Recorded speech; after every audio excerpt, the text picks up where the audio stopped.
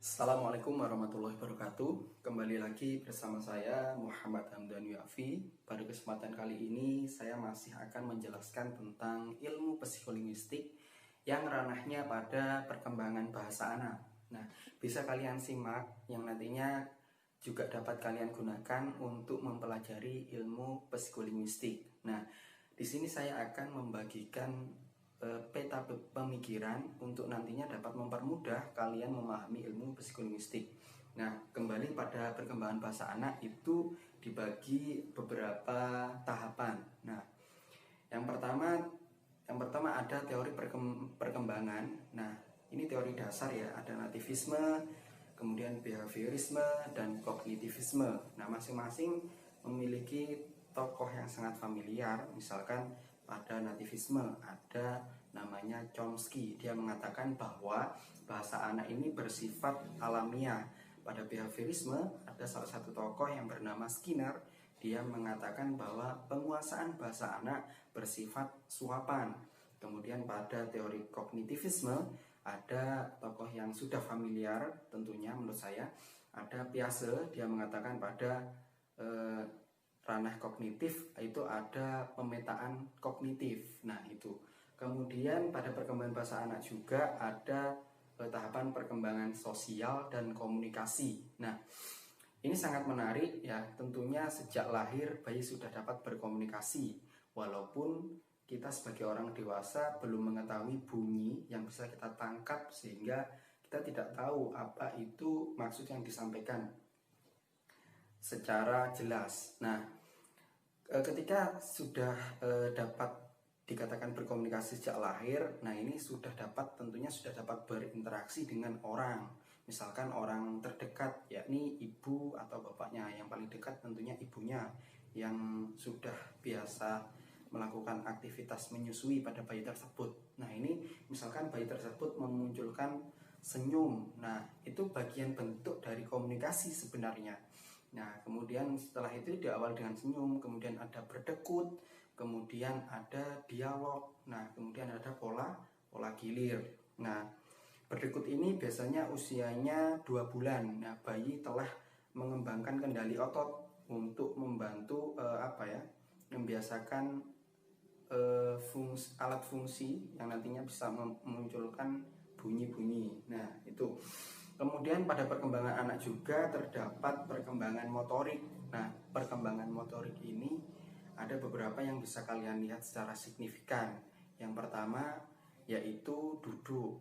Nah, posisi duduk. Yang kedua adalah merangkak. Yang ketiga ada berjalan, nah dan seterusnya. Nah, ini sangat menyesuaikan dengan umur. Jika dikatakan perkembangan itu normal, nah seperti itu.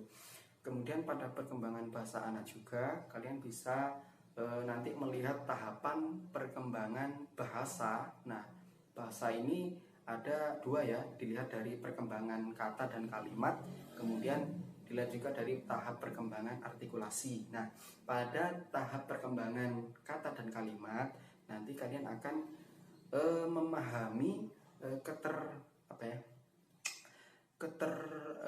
keterpaduan. Nah, keterkaitan kata seperti itu. Kemudian ada kalimat lebih lanjut, kemudian ada kalimat yang dimulai satu kata, nah kalimat ada 2 kata, nah seperti itu. Kemudian pada tahapan perkembangan artikulasi, kalian nanti bisa memahami beberapa tahapan. Yang pertama ada bunyi resonansi. Nah, kemudian ada berdekut, ada berletter ulang, ada berletter, kemudian ada bunyi vokabel. Nah, misalkan pada bunyi resonansi ya.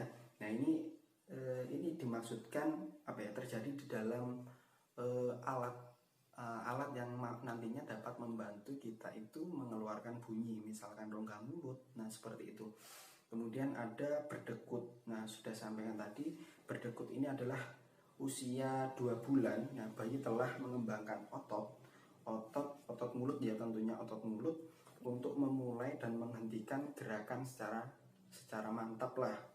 Nah, seperti itu. Kalau berletter ini bayi mengeluarkan suara secara terus-menerus. Nah, itu ya.